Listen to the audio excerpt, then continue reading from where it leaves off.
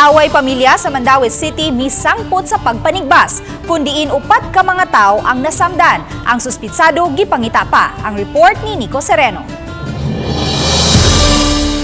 Na ospital kining upat ka mga miyembro sa usa ka pamilya nga taga-barangay Umapad. Ang mga biktima tulo ka magsuong babay ug bana sa usa kanila. Sa investigasyon, gingong nagkabingkil sila sa laing igsuon nga lalaki gamit ang kutsilyo sa pag-aksyon ug tigbas. Matud sa hepe sa Police Station 5, lakip sa gilalisan sa magsuon ang isyu kabahin sa ATM ug ubang personal nga mga butang. Kining tuloan ni actually wala ni kuan ni try na sila og kanang pasipay. So kunton nga inapil na noon. Gipangita pa karon ang suspitsado nga giilang si Rodelio Alin, 40 anyos. Maayong tawo kini apan giingong napuno sa mga isyu. Murag dugay na gid sila nga naay kanang bikil ba.